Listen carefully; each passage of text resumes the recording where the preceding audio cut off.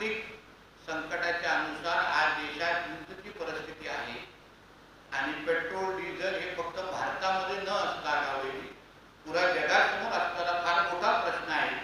पण मी तुम्हाला दुसरी बाजू हेही सांगेन की आपल्या आखाती देशामध्ये काही आपले मित्र असतील तर त्यांना फोन करा, अन्य देशांमध्ये काय परिस्थिती चालली आहे त्याचा जरा अंदाज घ्या आणि त्याच्या तुलनेत आपल्या भारत देशामध्ये कोरोनाचा काळ असो, कोरोनाच्या नंतरचा काळ असो आणि आता जगामध्ये युद्धाची परिस्थिती असताना पण तुम्ही आणि मी आपल्या आयुष्यामध्ये काही बदल न करता छोटे मोठे काही सूचना असतील तर पण बाकी आपलं सगळंच आयुष्य हे अतिशय व्यवस्थित पद्धतीने सुरू आहे।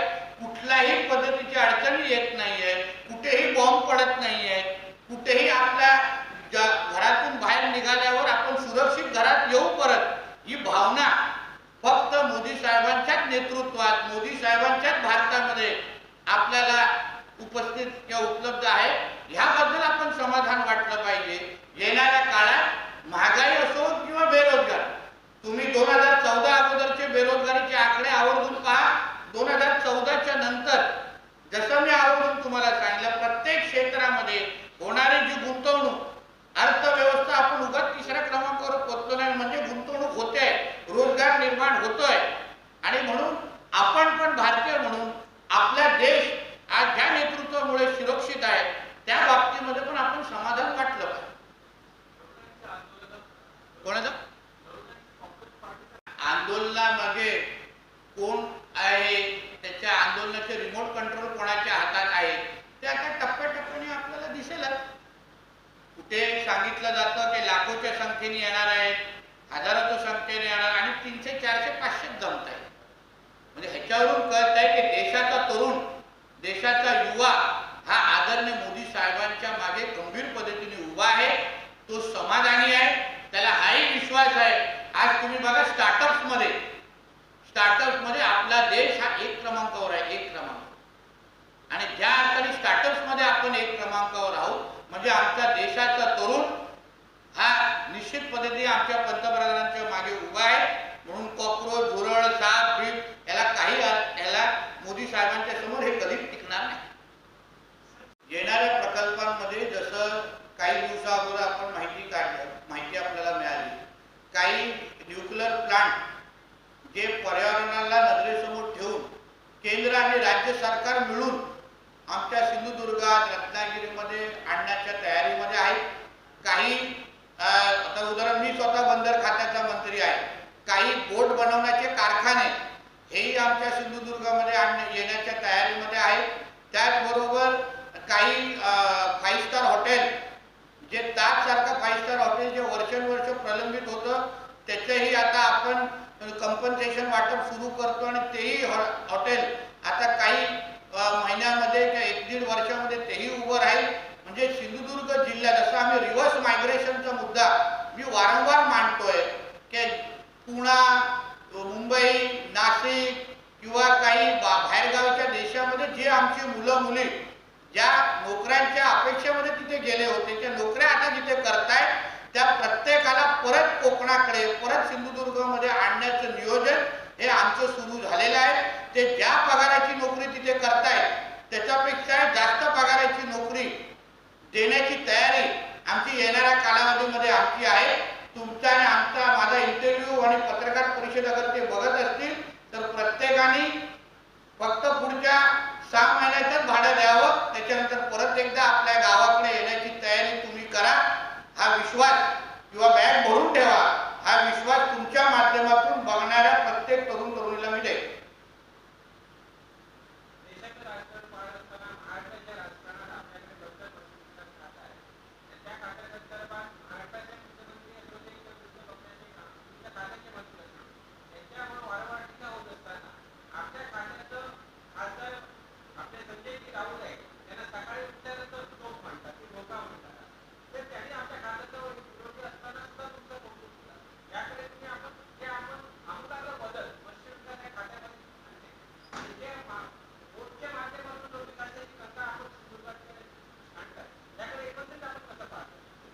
मी तर चांगलंच पाहिजे ना, कारण माझं कौतुक होत आहे, पण मला नेहमी वाटतं की आदरणीय मुख्यमंत्री साहेबांचे ह्या निमित्ताने आभार मानले पाहिजे की एकाच मंत्र्याला ह्या दोन्ही महत्त्वाची खातं दिलेली आहेत.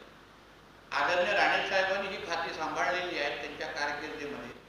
आणि मी तुम्हाला सांगतो की आपल्या 877 किलोमीटरच्या किनारपट्टीच्या नजरेसमोर ठेवून ही दोन्ही खाती ही अत्यंत महत्त्वाची आहे. आम्ही ज्या दरडोई उत्पन्नाचा वारंवार उल्लेख करतो, या पूर्ण किनारपट्टीला अगर आपण विकास करू शकलो, इथे विविध प्रकल्प आणू शकलो. उदाहरण मी तुम्हाला बोट बनवण्याच्या कारखान्याचा उल्लेख केला. नुसतं इथे बोटी आल्या नाही पाहिजे, कारखाने तयार झाले पाहिजे. यासाठी आम्ही त्या लोकांना जमिनी देतोय, यासाठी आम्ही त्यांना प्रोत्साहन देतोय, ज्या निमित्ताने इथे रोजगार पण निर्माण होईल. आणि म्हणून मत्स्य व्यवसाय खातं असो, ज्या मत्स्य व्यवसाय क्षेत्रावर उदाहरण मी आता गुरुवार मी आंध्र प्रदेशला चाललेलो आहे माझ्या मत्स्य डिपार्टमेंटच्या अधिकाऱ्यांबरोबर. आंध्र प्रदेश हे राज्य 60% बजेट हे फक्त मत्स्य व्यवसायावर खर्च करतं. आणि म्हणून आज ते प्रगतशील राज्य म्हणून किंबहुना त्या राज्याच्या GDP मध्ये मत्स्य व्यवसायाचं फार मोठं योगदान आहे. आणि म्हणून आम्ही विचार करतोय की त्या पद्धतीचे काही बदल, आता काही धोरणात्मक निर्णय आम्ही आणले. आम्ही शेतीला म्हणजे मत्स्य व्यवसायाला शेतीचा दर्जा दिला.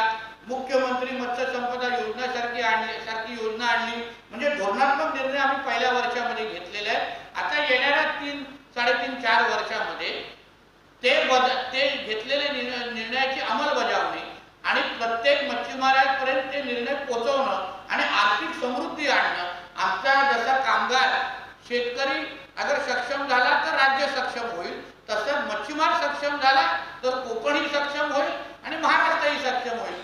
तेच केंद्रबिंदू ठेवून मी पारदर्शक पद्धतीने काम करतोय. आणि म्हणूनच तुम्ही विविध ज्याला आपण म्हणतो चांगल्याला चांगलं म्हणणं हे माणुसकीचा धर्म आहे. म्हणून पक्ष कोणाचाही असो, पक्षातला कुठल्याही विरोधी पक्षाचा आमच्या सहकारी असो, त्या प्रत्येकाला माहिती आहे नितेश राणे हे महाराष्ट्राला केंद्रबिंदू ठेवून निर्णय घेत आहेत आणि म्हणून ते स्वच्छ मनाने ते कौतुक करत आहेत.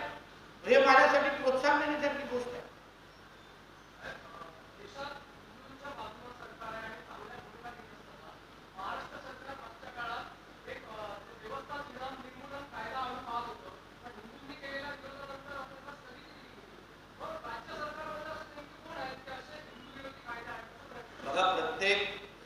राज्य सरकारमध्ये प्रत्येक मंत्रालयामध्ये धारीचे सूत्रचारी असतात. कुंपण कधी कधी येत खात त्याचे जसं प्रत्येक डिपार्टमेंटमध्ये आपल्या भाषेत बोललं तर काही सडके आंबे असतात.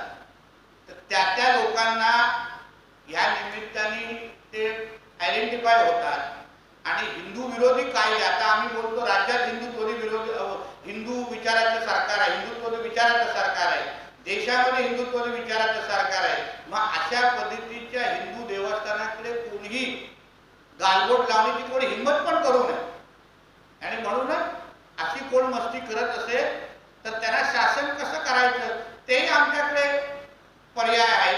आणि म्हणून त्या गोष्टी होऊ देऊ नये आणि हिंदू हिताचे निर्णय, हिंदू समाजाचे हिताचे निर्णय व्हावेत, हिंदू देवस्थानाचे हिताचे निर्णय व्हावेत. या दृष्टिकोनातून आमचं सरकार, केंद्र आणि राज्य सरकार काम करते.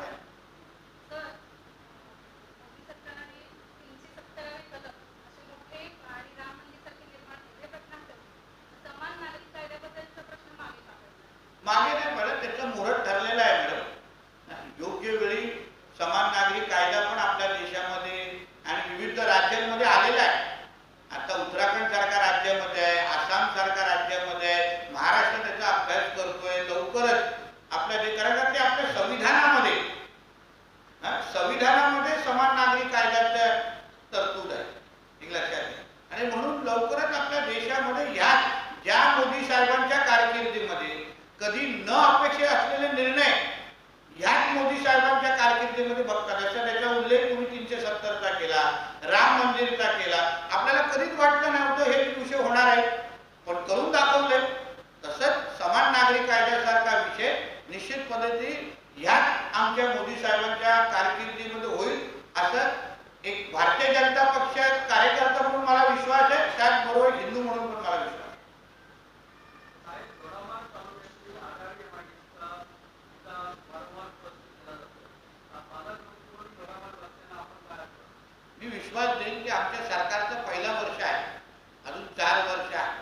29ला परत हा प्रश्न तुम्ही मला विचारा. त्याच्या 5 वर्ष ज्या MIDCला माझे वडिलांनी घोषणा केली, अडाले MIDC राणे साहेबांनी घोषणा केली, त्याची एक पालकमंत्री म्हणून 5 वर्षामध्ये मी काय करतो ह्याचा अनुभव डोळ्यामार्ग वाचल्याने घ्यावा आणि मग 29ला हा प्रश्न तुम्ही राखून ठेवा आणि मला परत प्रश्न.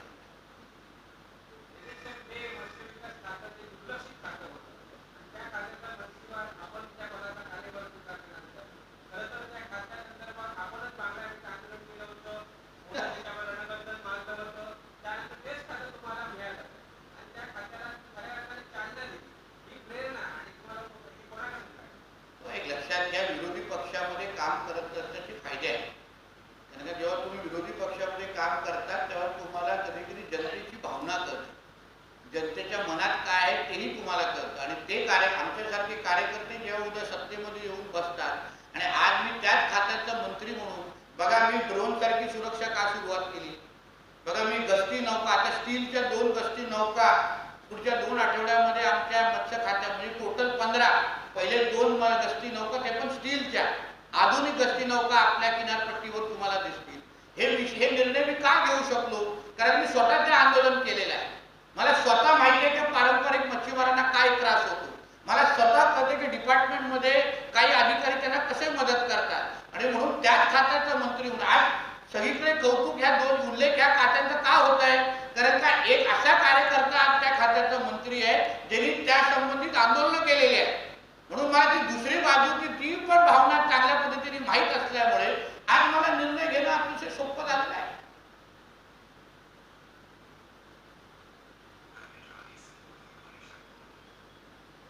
चला समारोप करायचं मला. धन्यवाद. आतापर्यंत काय होते?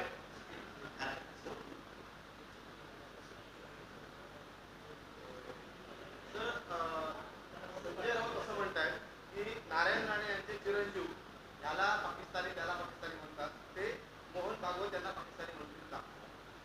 अहो जो त्यांचा रक्त भगवा आहे, ज्यांच्यासाठी राष्ट्र प्रथम आहे, ज्यांनी पूर्ण आपलं आयुष्य ह्या राष्ट्रासाठी, या हिंदू राष्ट्रासाठी हे घालवत आहेत, त्या सरसंघचालक मोहन भागवतजींना मी कसं काय पाकिस्तानच्या जवळपास पण त्यांना घेऊन जाऊ शकतो? पण तुमचा मालक जो मातुश्रीच्या 3ऱ्या माळ्यावर बसलेला आहे त्याला पाकिस्तान एजंट म्हटलं तर चुकीचं ठरणार नाही.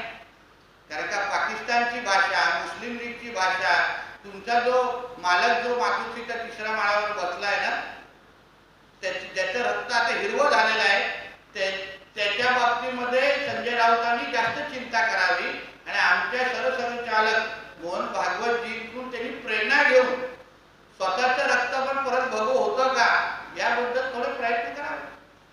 अशोक गहलोत यांच्या विधानाला पाठिंबा काय अशोक गहलोत यांच्या विधानाला पाठिंबा संजय राऊत म्हणतात की इंडिया आघाडीचे पंतप्रधान उमेदवार राहुल गांधी असावेत, उद्धव ठाकरे हे म्हणत असते.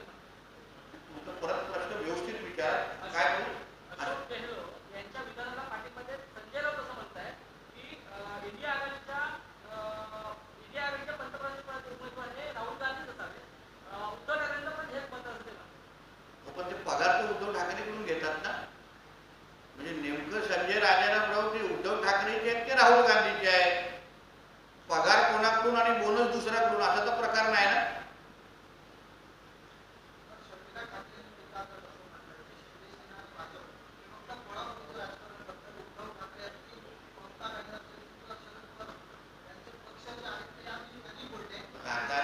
वहिनीच्या बाबतीमध्ये तुम्ही प्रश्न विचारायला आणि उत्तर देऊ, त्यांनी स्वतःचं मत तिथे व्यक्त केलेलं आहे. ते आज कुठल्याही राजकारणाच्या कुठल्या पदावर नाही आहे.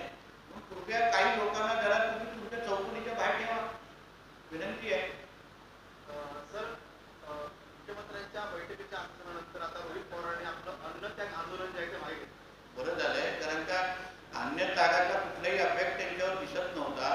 मी ऐकलं होतं की त्यांना बर्गर आणि फ्राईज खायची सवय आहे, म्हणून उगाच अन्नत्यागाच्या निमित्ताने स्वतःच्या शरीराला अडचण घेऊ नये. आणि आता अन्नत्यागानंतर परत गमवलेलं वेग त्यांनी परत कमवू नये एवढा मैत्रीचा सल्ला त्यांना ते 2-3 असे अन्नत्याग केला ना, ते एकदम व्यवस्थित आरोग्य आरोग्यदायी होऊन जातील आमचे रोहित पवार. नवी मुंबई महापालिकेच्या कार्यक्रमात उपमुख्यमंत्री एकनाथ शिंदे यांना वगळण्यात आलं.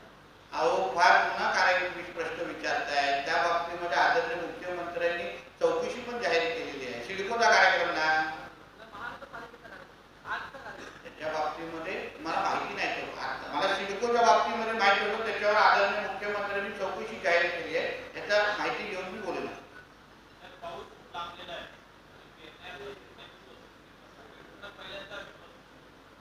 जसं एल निनोचा इफेक्ट जर मी वारंवार आपल्याला सांगतोय, जो 2015 आणि 16ला जेपीजी आलेला तोच एल निनोचा इफेक्ट ह्याही वर्षी आहे.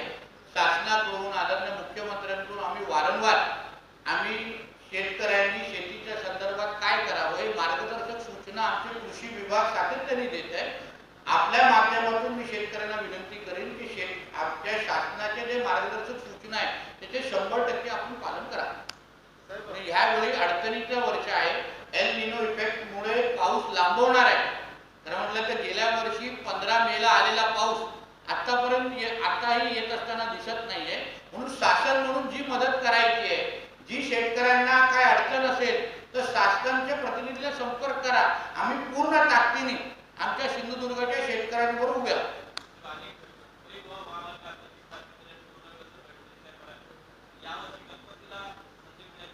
मला असं वाटतं की आता इंदापूरचा एक फ्लायओव्हर आणि काही दुसरा भाग त्या भागात तेवढाच विषय राहिलेला आहे.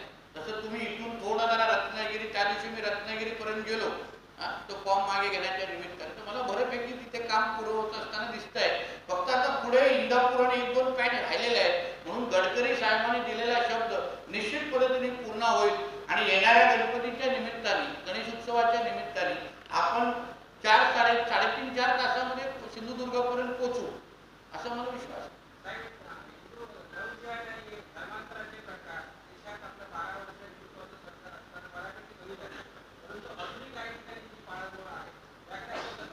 पाळंमुळं उघडण्याच्या कामासाठीच आमच्यासारख्या लोकांना मंत्री केलेले आहे. जे पाळंमुळं लावणारी जी लोक आहेत त्याच्या सगळ्यांवर आमची करडी नजर आहे. जे ह्याला प्रोत्साहन देतात, जे ह्याला पैसे पुरवतात, अशा काही लोकांवर आमची फार बारीक लक्ष आहे. जेव्हा जेव्हा काही अटक होण्याच्या बातम्या येतील तेव्हा तुम्हाला कळेल की हा व्यक्ती इथे लव जिहादच्या प्रकरणाला प्रोत्साहन देत होता आणि म्हणून त्याला आतमध्ये टाकलेला आहे. म्हणून कोणी अशी हिंमत, माझा सिंधुदुर्ग असेल किंवा महाराष्ट्र, हा देवाभाऊचा महाराष्ट्र आहे. इथे कोणीही लव जिहादच्या नावाने आमच्या हिंदू मुलींना, माता भगिनींना कोणीही त्यांचं भविष्य खराब करण्याची हिंमत पण करू नये. आणि आता तर धर्मस्वतंत्र कायदा पण आपल्या राज्यामध्ये अंमलात आलेला आहे आणि डायरेक्ट 7 वर्षाची नॉन बेलेबल शिक्षा आहे. कोणी हिंमत केली तर डायरेक्ट जेल की हवा आहे. साहेब, पालकमंत्री म्हणून मी नगरपालिका आणि जिल्हा समोर करण्याचा प्रयत्न केला, मात्र तिथल्या दोन्ही मंत्र्यांनी मला प्रतिसाद दिला नाही, संपूराचे म्हणतायत आणि असं म्हणतायत की आता जी परिस्थिती येईल तिला भाजपने सामोरं जावं. ज्या भावनांची दखल आमचे भारतीय जनता पक्षाचे पक्षश्रेष्ठी घेतली, काय चिंता करू नका. सिंधुदुर्ग जिल्हा परिषदमध्ये बनावट सह्यांच्याद्वारे पैसे काढण्याचा जो प्रकार घडलेला आहे, तर त्या संदर्भात चौकशी घेतली गेली आणि 18 मे रोजी जिल्हा परिषद सीओनी गुन्हे दाखल करण्याचे आदेश दिले. मात्र अद्यापपर्यंत त्या प्रकरणात दोषींवर कारवाई केली गेली आहे. प्रक्रिया सुरू आहे. परत सही करण्यावरून हात कापतील एवढी काळजी मी घेणार. नक्की तुम्ही चिंता करू नका. नितेश राणे पालकमंत्री अशा काही लोकांनी विसरू नये. अशा पद्धतीचा भ्रष्टाचार कोणी आमच्या जिल्हा परिषदेमध्ये करत असेल, आम्ही जनतेला विश्वास देऊन जिल्हा परिषदेची सत्ता आम्ही मागतो. पण असे काही जे काय अधिकारी आहेत ज्यांनी अशा पद्धतीची काही हिंमत केलेली आणि जो पण दोषी आहे, चौकशीमध्ये काही धक्कादायक नावं बाहेर येत आहेत. हे अधिकारी काय स्वतःचं डोकं लावत नाही, कॉन्ट्रॅक्टर काही स्वतःची डोकं लावत नाही. काही लोक आहेत त्यांचे गॉडफादर, त्या गॉडफादरांची पण नावं माझ्याकडे आलेली आहेत. टप्प्याटप्प्याने तुम्ही बघा, वर्षभराची बातम्या भेटतील एवढं काळजी घेऊ.